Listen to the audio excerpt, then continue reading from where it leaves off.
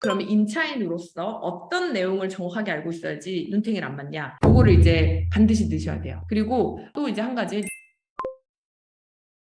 두 번째로 제가 이제 계약의 중요성에 대해서 말할 건데 이런 얘기예요. 제가 계약서는 썼는데 이거 꼭 지켜야 되는 거예요? 네, 계약서 쓰면 지켜야 되는 거예요. 계약서 대충 이제 쓰고 읽으시면 안 된다. 왜냐? 잘못 쓰면 전부 다 이제 눈탱이를 맞는데 그러면 임차인으로서 어떤 내용을 정확하게 알고 있어야지 눈탱이를 안 맞냐? 전입신고는 다음날 00시부터 효력이 발생해요. 그리고 근저당은 당일부터 효력이 발생해요. 무슨 말이냐면 우리가 만약에 전세를 들어가게 되면 전입신고를 하잖아요.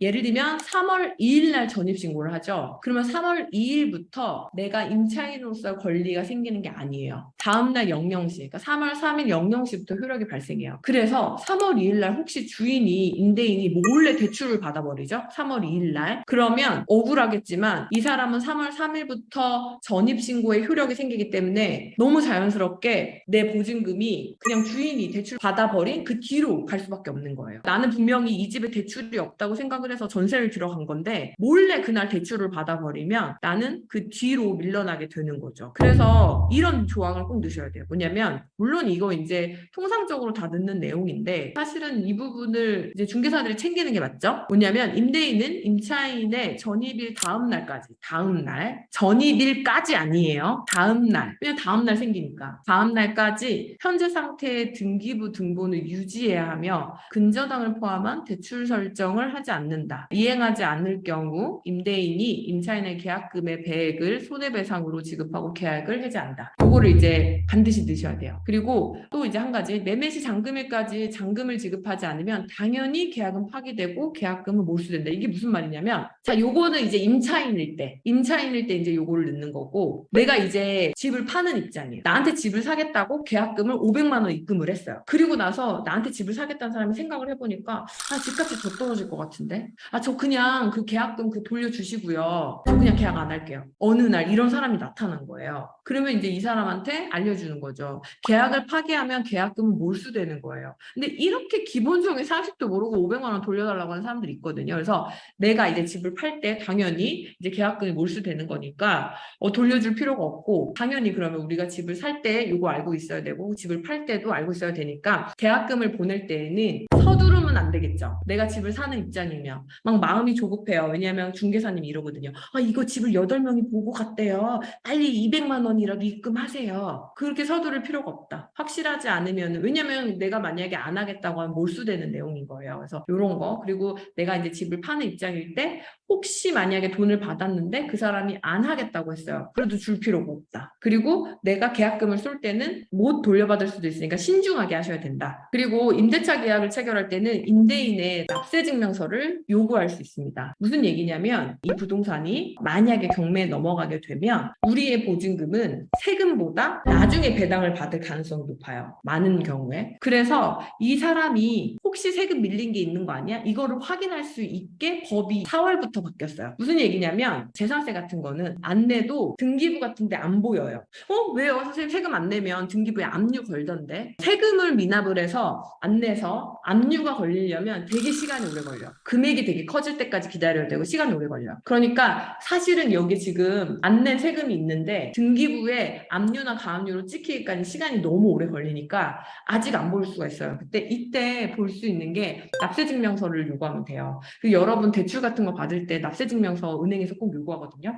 얘 혹시 세금 안 낸 거 있나 보려고. 그게 이제 임차인도 요구할 수 있게 바뀌었어요. 그래서 이제 세금 체납 정보를 알 수가 있어요. 그러면은 이럴 수도 있겠죠. 이 사람이 세금 체납을 하고 있어요. 엄청 많이. 그러면 빌라왕 같은 거 피해갈 수 있겠죠. 왜냐면 빌라왕 요번에 문제가 됐던 게 세금을 하나도 내질 않았잖아요. 근데 만약에 납세증명서 요구했는데 체납된 세금 막 560억이에요. 30 몇 억이에요. 그럼 당연히 이 임대인과 계약을 하면 안 되겠죠. 이렇게 뭔가 필터할 수 있는 요건이 돼요. 그래서 무조건 요구하셔야 돼요. 납세증명서를 이제 요구하셔야 된다. 그리고 법무부에서 배포하는 표준 임대차 계약서가 있거든요. 이 표준 임대차 계약서에 의해서 임대차 계약을 하시는 게 좋아요. 왜냐하면 여기에는 정확하게 명시된 내용에 의해서 여러분들 계약서 지금 혹시 월세나 전세 계약서 같은 거 혹시 있으시면 꺼내서 보세요. 대부분 중개사협회에서 이렇게 배포했거나 아니면 중개사 분이 갖고 있는 걸로 쓰는 경우가 경우가 많거든요. 물론 그래도 이제 대부분 문제가 없어요. 근데 이런 내용들이 좀 누락될 수가 있고, 그리고 국토부에서 이제 배포하는 표준 임대차 계약서는 조금 더 임차인 입장에서 보기에 편안하게 되어 있어요. 유리해요, 좀 계약서 구성이. 그래서 이제 표준 임대차 계약서를 사용해서 계약을 하는 게 좀 좋습니다. 임대차 보호법도 한번 이제 살펴볼 건데, 주택임대차 보호법이라는 게 이제 있어요. 이게 뭐냐면 주택을 임대하는, 임차하는 그 임차인들을 보호하는 법이거든요. 그중에 소액 임차인 최우선 변제권이라는 게 있어요. 이게 뭐냐면 정말 보증금이 소액이라서 이 사람의 보증금은 무슨 문제가 생겨서 경매 진행돼도 1번으로 무조건 최우선으로 너 거부터 배당해 줄게 하는 금액이에요. 그래서 이게 지역마다 그리고 그 일자마다 다 달라요. 이제 확인해 보시면 되는데, 중요한 건 그게 아니고 전입신고랑 배당 요구를 해야지만 이 소액 임차인에 들어갈 수 있다는 거예요. 경매 물건을 보다 보면 진짜 안타까운 것 중에 하나가 뭐냐면, 전입신고를 했는데 배당 요구를 안 했다든지, 전입신고를 안 하고 배당 요구만 한다든지 해서 소액 임차인이 될 수 있는 보증금인데 보호를 못 받는 경우가 가끔 있어요. 그래서 이 두 가지는 무조건 해야 우리의 소중한 보증금을 이제 지킬 수가 있다. 그래서 소액 임차인 최우선 변제권, 보증금이 작은 경우에는 1번으로 지킬 수 있는 기회를 준다. 그리고 이제 또 알아야 되는 것 중에 하나가 임대차 3법이라고 해서 계약갱신 요구권, 전월세 상한제, 전월세 신고제, 이렇게 이제 세 가지가 있거든요. 자, 이제 이거를 들어본 것도 있고 안 들어본 것도 있을 텐데 설명을 해보면 이런 거야. 계약갱신 요구권이 그 전에 우리나라에서 전세를 산다, 월세를 산다 이러면 2년이었어요. 그래서 심지어 우리가 전세 한 바퀴 돌리고 팔 거야, 이런 얘기도 있을 만큼, 그건 뭐냐면 2년 있다 팔 거야 이거거든요. 이게 이제 변경돼서 2년을 추가로 더 살 수 있는 거예요. 지금까지는 2년밖에 못 살았고 돈을 올리든지 나가든지 해야 되는데,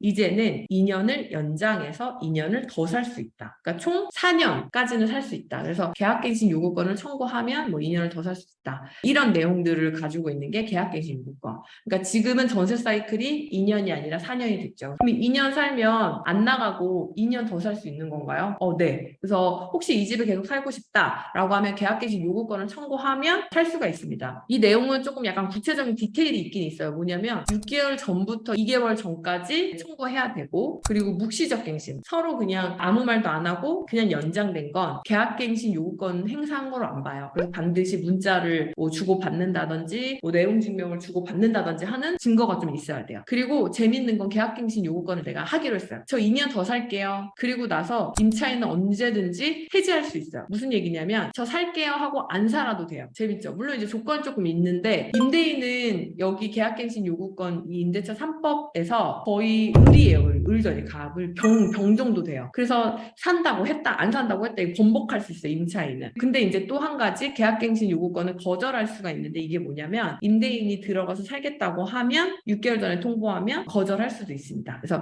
더 디테일한 내용들이 있지만 이 정도만 이제 아셔도 이런 게 있구나. 전월세 상한제가 있는데 임대료를 5% 안에서만 올릴 수 있는 거예요. 근데 재밌는 건 5% 올려주세요 라고 해도 임차인은 안 올려줘도 돼요. 방금 뭐라 그랬죠? 계약갱신 요구권을 쓰면 못 내보낸다 그랬죠. 계약갱신 요구권을 쓰기로 했더니 임차인이 5% 올려주세요 이런 거예요. 근데 그거를 안 올려줘도 임대인이 할 수 있는 방법이 없어요. 내보낼 수가 없잖아. 방금 얘기한 것처럼 4년은 무조건 살게 해야 된다 그랬잖아요. 그러니까 무조건 응해야 되는 건 아니에요. 그 대신에 이제 임차인도 좋고 임대인도 좋은 범위 안에서 그 조건을 맞추는 약간 그런 식으로 다 해결하죠. 그러면 임대인 입장에서는 좀 억울하죠. 왜냐면 올리는 건 5%밖에 못 올리고 지금 역전세로 막 1억, 2억씩 맞으신 분들 많잖아요. 이거는 왜 5% 그럼 상한제를 안 해줘요? 이거는 왜 역전세는 안 해주고 올리는 건 상한을 도냐? 뭐 이제 이런 얘기도 하는데, 어쨌든 이제 전월세 상한제라는 게 있고, 사실 임차인 입장에서는 응하지 않아도 임대인이 할 수 있는 방법이 없다. 자, 그리고 이제 전월세 신고제라는 게 있어요. 이게 이제 계속 유예가 돼서, 이제 과태료 원래 100만 원인데 내년 5월까지 또 유예가 돼가지고 내년 5월까지 신고를 안 해도 100만 원을 안 부과가 돼요. 뭐냐면 임대계약을 하면 이거를 반드시 이제 신고해야 되는 거예요. 둘 중에 한 명이. 이렇게 돼. 대상 지역은 수도권, 뭐 광역시, 세종시, 제주시 여기에 있는 6천만 원 초과 보증금이, 그리고 월 30만 원 초과되는 모든 임대차 계약은 신고하게 되어 있어요. 근데 이게 계속 유예가 돼서, 원래는 이제 과태료 100만 원이라 그랬는데 내년 5월까지 한 번 더 유예가 돼서 아직 과태료 부과는 안 되고 있습니다. 자, 그 다음 이제 상식으로라도 알아야 되는 기본 개념들. 우리가 보다 보면은 다양한 부동산 뉴스들을 보거든요. 근데 기사뿐만이 아니고 모든 글에는 그 글을 쓰는 사람이 의도하는 내용이 있어요. 의도하는 목적이 있고. 따라서 그 글을 쓴 사람이 기자든 전문가든 논설위원이든 누구든 의도하는 목적대로 글을 쓰게 되어 있거든요. 그래서 우리는 이 글을 쓸 때 뭐를 갖다가 썼는지 찾아볼 줄은 알아야 돼요. 그러니까 모르겠는 거예요. 지금 부동산이 떨어지고 있는 거야? 올라가고 있는 거야? 아, 이거 보면 떨어진다고. 이거 보면 올라간다고. 왜냐면 지금 부동산이 올라가고 있기를 원하는 그 의도를 가지고 쓴 사람은 어떤 데이터를 가지고도 올라가고 있다고 기사를 쓸 수 있고, 지금 부동산이 떨어지는 시장이었으면 좋겠는 사람들은 어떤 데이터를 갖다 줘도 떨어지는 포인트를 쓸 수가 있거든요. 그러면은 뭘 갖다 썼는지 이제 최소한 알아야 되는 거예요. 그래서 주로 정책 원문이라고 할 수 있는 거는 국토부, 금융위, 기획재정부 이렇게 세 군데에서 찾아볼 수 있습니다. 예를 들면 국토부 원희룡 장관이 전세 사기 때문에 앞으로는 임대인들이 이 전세 사기 뭐를 하게 되면 이런 혜택을 주겠습니다. 아니면 뭐 전세 사기를 맞은 사람들의 그 주택을 LH가 매입을 해서 뭐 편하게 살 수 있는 뭐를 드리겠습니다. 이거를 이제 발표를 하면 금융위에서는 그래서 이런 전세 사기를 맞은 사람들에게 금융위가 할 수 있는 일들에 대한 정책을 또 발표를 해요. 그리고 기획재정부에서는 기획재정부가 할 수 있는 전세 사기를 맞은 사람들을 위한 어떤 그 정책들을 또 내요. 그래서 이걸 꾸준히 보다 보면은 국토부가 처음에 발표하고 그다음 금융위, 그다음 기획재정부, 그다음에 기사가 나오거든요. 그래서 이 원문을 찾아볼 수 있으면 이 기사가 또는 기자가 의도하는 어떤 내용들이 휘둘리지 않을 가능성이 높아요. 그래서 너무 이제 딱 그 헤드라인 또는 내용만 보시지 마시고 원문을 찾아보는 연습을 하면 내가 이제 이 기사가 어떻게 쓰여진 건지 판단할 수 있는 능력이 생깁니다.